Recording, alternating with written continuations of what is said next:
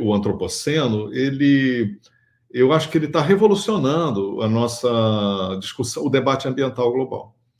E inclusive, ele está trazendo mais historiadores para o debate ambiental global. Eu reparo que historiadores que não estavam tão preocupados como historiadores de discutir a questão, mesmo que como pessoas, eles podiam estar interessados, mas agora estão participando, porque o antropoceno, ele, como a ideia de um momento histórico, de uma época geológica, ele traz muito essa visão da história, da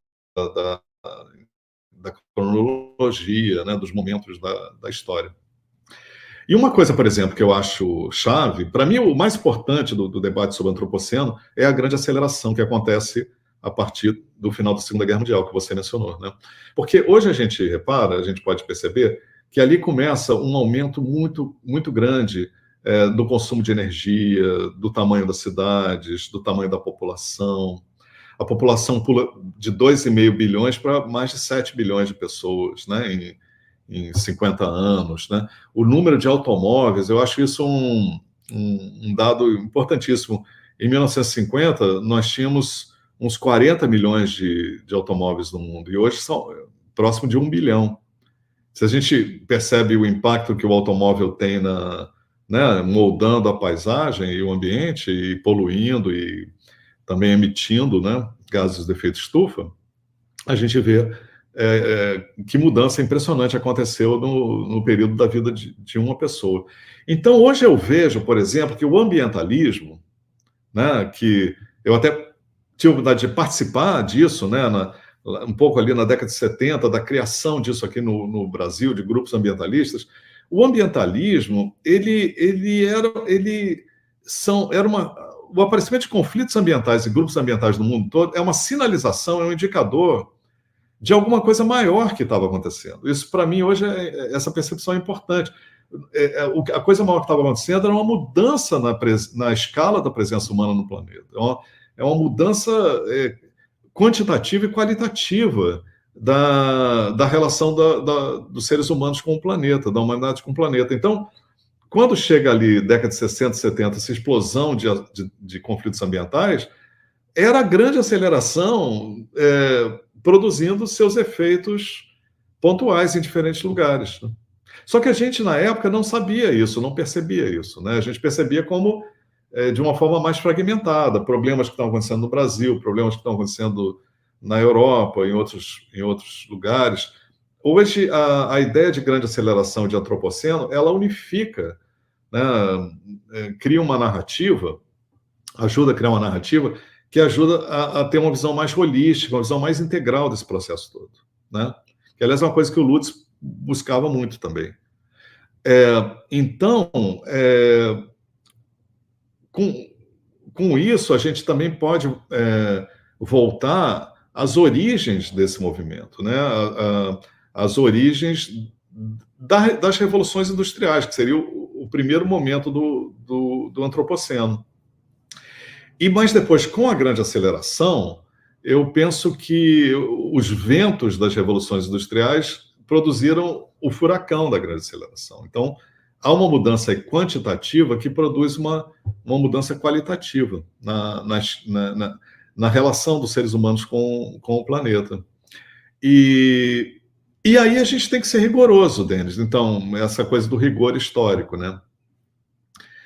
Num artigo que eu escrevi chamado O Brasil na História do Antropoceno, que foi publicado em inglês, e agora eu publiquei uma versão, não é uma tradução, é uma versão nova, com dados novos, com reflexões novas, até fazendo um pouco a propaganda desse livro.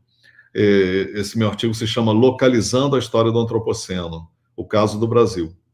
E foi publicado num livro chamado Mil Nomes de Gaia, que foi organizado por Eduardo Viveiro de Castro, Débora Danowski e Rafael Saldanha, e é fruto de um seminário muito interessante que nós tivemos aqui uns anos atrás, chamado Mil Nomes de Gaia, com presença muito rica da Isabelle Stenguers, do Bruno Latour, várias pessoas, vários brasileiros, pessoas de fora também participando. Então é um livro super interessante que acabou de ser publicado. E ali tem um artigo que eu coloco assim, a reflexão mais atualizada sobre o antropoceno. Aí, quando a gente faz essa conexão que você perguntou entre o mundo colonial e o antropoceno, ela existe de uma maneira geral. Quer dizer, eu vejo assim, a Europa e os Estados Unidos, o mundo do Atlântico Norte, não seria o que eles são hoje sem o colonialismo, o antigo sistema colonial e o imperialismo, né, do século XIX e XX. É claro, até o nível assim do pensamento, da visão do cosmopolita, da criação de um saber com pretensão universal, né? Tudo isso também uma expansão da oferta de recursos naturais, né? Que o colonialismo produziu, quer dizer, um aumento da oferta de prata, de ouro, não é? De uma série de coisas também de área de plantações, de plantations, né? E a possibilidade de fazer monoculturas enormes de açúcar, né, de cana-de-açúcar, através de um método que associava escravidão, desflorestamento, monocultivo. Um dos nomes que se dá ao antropoceno é plantation-ceno, né? O antropoceno tem vários nomes, cada um pega um aspecto da questão. E eu gosto esse do plantation-ceno muito importante, porque houve uma revolução na agricultura, no rumo do gigantismo, da monocultura, do consumo cada vez maior de energia na agricultura e com menos gente trabalhando, né?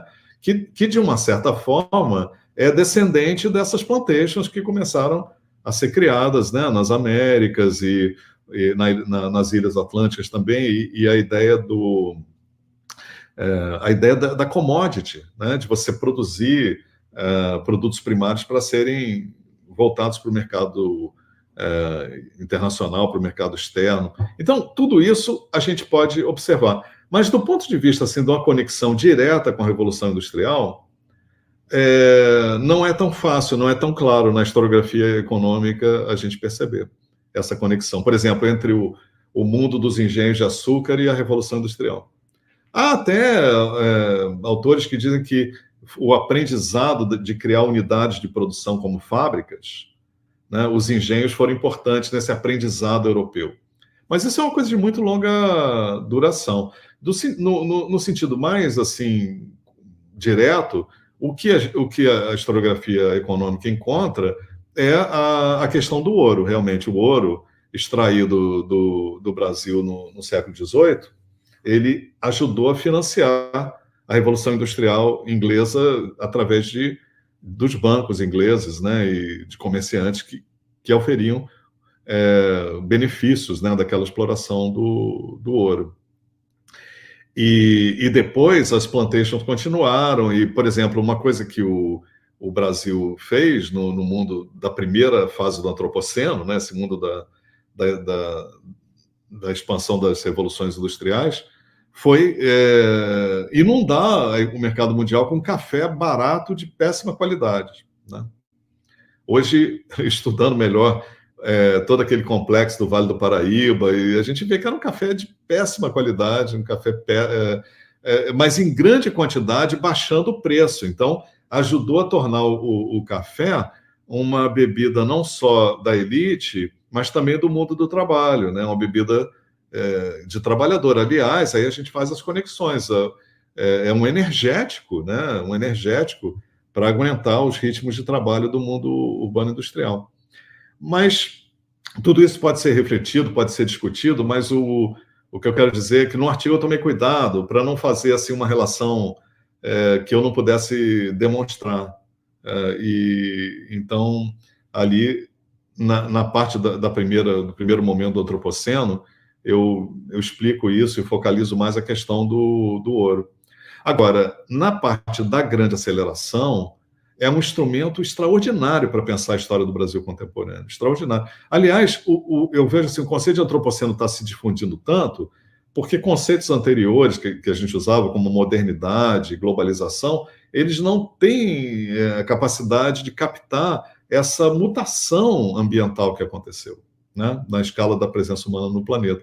Então, novos conceitos como antropoceno estão ocupando esse vácuo conceitual.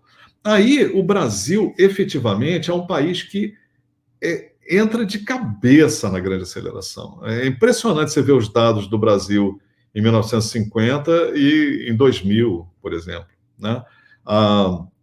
Era um país com 30 e poucos por cento da população vivendo nas cidades, né?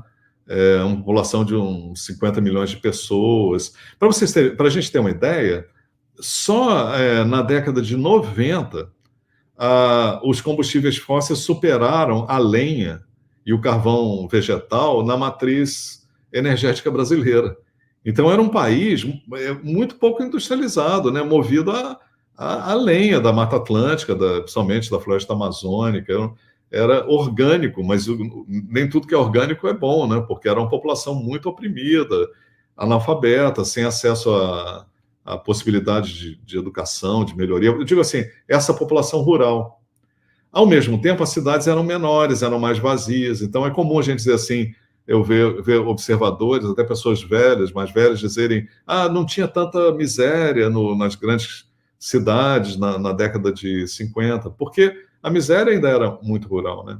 Então, essa mutação toda se deu no Brasil com uma velocidade, com uma agressividade impressionante, né? Em 1978 ainda existia 98% da cobertura da floresta amazônica, né? E em algumas décadas isso se perdeu quase 20%. Então, a agressividade desse processo é uma coisa que os historiadores podem ajudar a entender, né, melhor como ele se formou. Também não é um processo automático, porque às vezes no debate sobre o antropoceno parece assim, se entra na primeira fase do antropoceno, se entra na grande aceleração, como se fosse uma coisa automática.